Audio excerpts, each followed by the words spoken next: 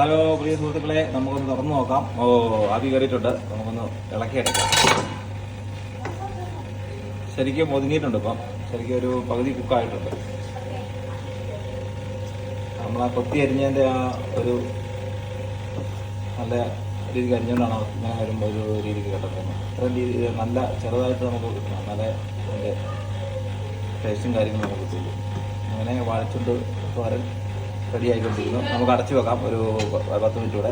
അത് കഴിഞ്ഞ് നമുക്ക് തേങ്ങ അരച്ച് ചേർക്കാവുന്നതാണ്. നമുക്ക് ഇനി തുറന്ന് അരപ്പ് ചേർക്കാവുന്നതാണ്.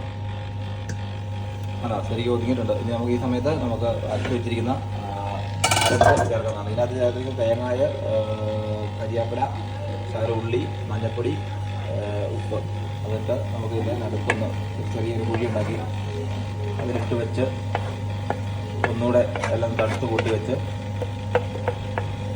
ഒന്നുകൂടെ ആവി കയറ്റാം. ആവി കയറ്റിയിട്ട് 5 മിനിറ്റ് കഴിഞ്ഞ് നമുക്ക് ഇറക്കി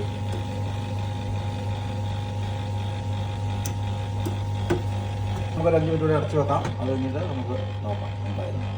ചേർത്ത് നമ്മൾ തേങ്ങ അരച്ച് ചേർത്തായിരുന്നു. ഇനി എല്ലാം ഒന്ന് നന്നായിട്ട് മിക്സ് ചെയ്യുക. നല്ലൊരു സ്മെല്ല് വരുന്നുണ്ട് കേട്ടോ. അപ്പോൾ അരപ്പിൻ്റെയും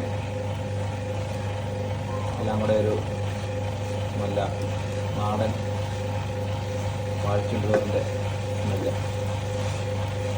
തേങ്ങ നമുക്ക് നന്നായിട്ട് ചേർത്തതിന് അത്രയും ടേസ്റ്റ് കിട്ടും കേട്ടോ. നന്നായിട്ട് തേങ്ങ ചേർക്കുമ്പോൾ അത്രയും നല്ല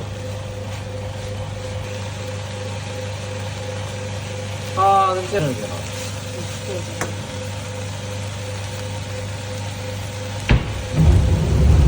നിരത്തി ഒഴിക്കട്ടെ. ടൈം അത് മാറ്റിക്കോ. ടൈം മാറ്റിക്കോ.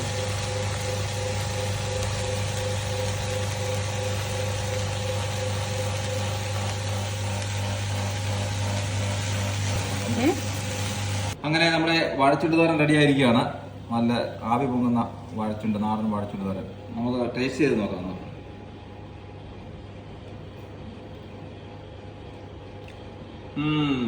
സൂപ്പർ. നമ്മുടെ നാടൻ വാഴച്ചുണ്ട് തോരൻ കഴിച്ച അതേ ടേസ്റ്റ്, പണ്ട് കഴിച്ച അതേ ടേസ്റ്റ് നമുക്കിവിടെ ഓസ്ട്രേലിയയിൽ നമുക്ക് വാഴച്ചുണ്ട് തോരൻ കഴിക്കാൻ പറ്റുന്നുണ്ട് കേട്ടോ. അതെല്ലാം നല്ല റെഡി ആയിട്ടുണ്ട്. ഇനി ശകലം ചോറിൻ്റെ കൂടെ ഒരു ശകലം പന്നിക്കറിയും കൂട്ടി ഒരു സൈഡ് ഡിഷായിട്ട് വാഴച്ചുണ്ട് തോരൻ കഴിക്കുകയാണെങ്കിൽ നമ്മുടെ ഹെൽത്തിന് വളരെ നല്ലതാണ്, വയറിനും എല്ലാം നല്ലതാണ് എന്നുള്ള കാര്യം നിങ്ങൾക്ക് അറിയാമല്ലോ. അപ്പോൾ വീണ്ടും അടുത്ത ഒരു വീഡിയോയിലൂടെ നമുക്ക് വീണ്ടും കാണാം. Thank you for watching.